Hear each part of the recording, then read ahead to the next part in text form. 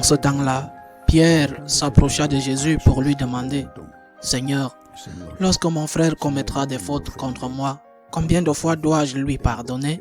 Jusqu'à 7 fois ?» Jésus lui répondit « Je ne te dis pas jusqu'à 7 fois, mais jusqu'à 70 fois 7 fois. » Ainsi, le royaume des cieux est comparable à un roi qui voulut régler ses comptes avec ses serviteurs. Il commençait quand on lui amena quelqu'un qui lui devait 10 000 talents. Comme cet homme n'avait pas de quoi rembourser, le maître ordonna de le vendre avec sa femme, ses enfants et tous ses biens, en remboursement de sa dette. Alors, tombant à ses pieds, le serviteur demeurait prosterné et disait « Prends patience envers moi et je te rembourserai tout. » Saisi de compassion, le maître de ce serviteur le laissa partir et lui remit sa dette. Mais en sortant, ce serviteur trouva un de ses compagnons qui lui devait 100 pièces d'argent. Il se jeta sur lui pour l'étrangler en disant « Rembourse ta dette !» Alors, tombant à ses pieds, son compagnon le suppliait « Prends patience envers moi et je te rembourserai. » Mais l'autre refusa et le fit jeter en prison jusqu'à ce qu'il ait remboursé ce qu'il devait. Ses compagnons, voyant cela, furent profondément attristés et allèrent raconter à leur maître tout ce qui s'était passé. Alors celui-ci le fit appeler et lui dit « Serviteur mauvais, je t'avais remis toute cette dette parce que tu m'avais supplié. Ne devrais-tu pas à ton tour avoir pitié de ton compagnon, comme moi-même j'avais eu pitié de toi ?» Dans sa colère, son maître le livra au bourreau jusqu'à ce qu'il eût remboursé tout ce qu'il devait. C'est ainsi que mon Père du ciel vous traitera si chacun de vous ne pardonne pas à son frère du fond du cœur. Acclamons la parole de Dieu. Une fois de plus, parce que c'est très important et nécessaire, une fois de plus, la parole de Dieu nous invite à réfléchir sur le pardon et à pratiquer le pardon. Et pourquoi cette insistance? Pourquoi cette insistance de la part de Jésus? Lorsqu'il nous enseigne à prier le Notre Père, il revient sans cesse sur ce thème à la fin de la prière. Le Seigneur le dit au point que c'est une des caractéristiques du chrétien, de la morale chrétienne, le pardon aux ennemis. Pourquoi cette insistance? Eh bien, simplement pour une raison, parce que le pardon est très difficile. C'est pourquoi on doit insister, c'est très difficile. Le pape a terminé son voyage en Irak. Heureusement, tout s'est bien passé. J'ai été impressionné par le fait que dans la ville de Karakosh, l'une des zones les plus punies par les musulmans radicaux, l'une des rares villes à majorité chrétienne dans un pays à majorité musulmane, des outrages ont été commis dans cette ville comme dans d'autres endroits. Mais lorsque le pape était là-bas à Karakosh pour célébrer la messe, priant l'Angélus avec eux, il a également écouté le témoignage de certaines personnes victimes de ces attaques de radicaux musulmans.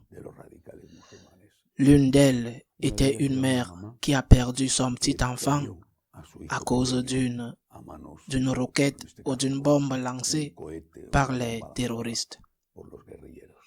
Et cette mère qui a parlé au pape de son immense douleur a dit combien il lui était difficile de pardonner. Et elle a dit que sa foi et sa tête lui imposaient le pardon. Mais que ses tripes, elle le disait d'une autre manière, son cœur résistait au pardon et qu'elle devait demander à Dieu la grâce de pardonner.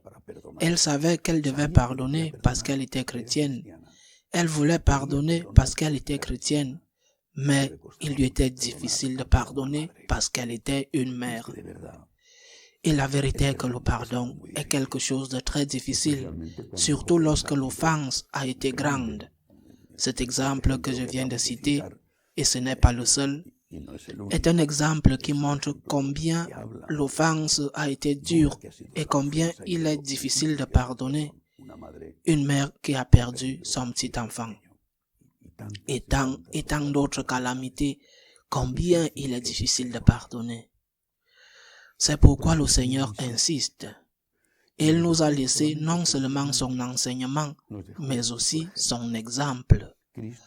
Le Christ crucifié, moribond, plein de douleurs physiques, épuisé au point de l'être, et qui consacre une de ses dernières paroles à dire au Père de pardonner à ceux qui le tuent, à ceux qui se moquent de lui.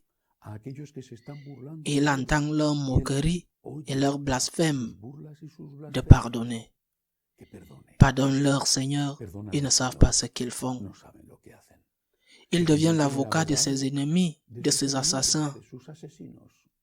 Avec cet exemple devant nous, nous ne pouvons rien faire d'autre que pardonner et demander à Dieu l'aide dont nous avons besoin, car, comme l'a dit cette mère irakienne, ma tête est claire, mais mon cœur dit autre chose. Et c'est très difficile pour elle. Maintenant, nous devons également tenir compte d'autre chose. Et c'est en fait de cela qu'il s'agit dans la parabole d'aujourd'hui, la parabole que Jésus raconte aujourd'hui. Il faut tenir compte du ciel, c'est-à-dire que nous devons garder à l'esprit que la vie éternelle existe et que nous allons être jugés par nos œuvres, dont l'une est le pardon. Que lorsque nous serons devant le jugement de Dieu, le Seigneur ne va pas seulement nous demander quel péché nous avons eu. Il le sait.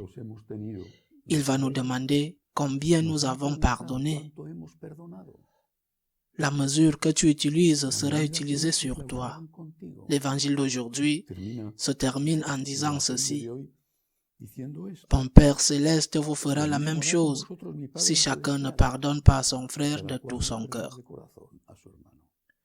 Ce n'est qu'en gardant à l'esprit cet examen final que nous puisons la force, avec la grâce de Dieu, de pardonner du cœur. Ce n'est pas du tout facile à faire, mais c'est une bonne chose pour nous de le faire, parce que nous nous débarrassons de l'amertume, nous nous débarrassons de l'amertume, de la haine qui empoisonne notre sang, qui gâche notre vie, mais aussi parce que nous allons être jugés. Malheur à ces faux enseignants, corrupteurs d'adultes et de mineurs, qui enseignent que le ciel est pour tous et que, quoi que tu fasses, parce que Dieu est très bon, tu iras au ciel.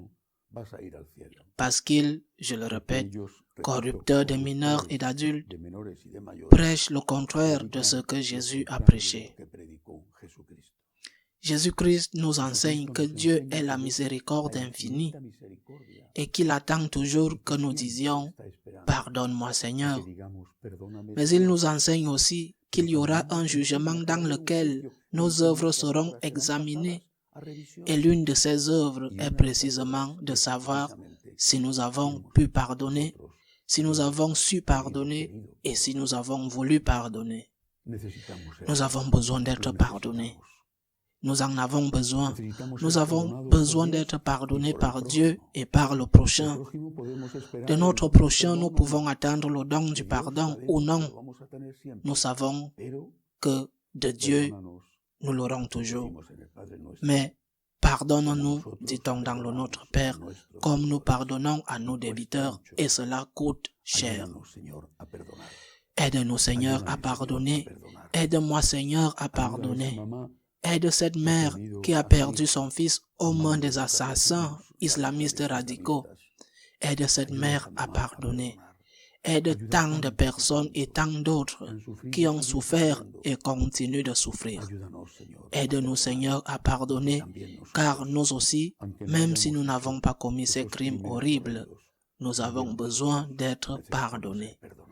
Qu'il en soit ainsi.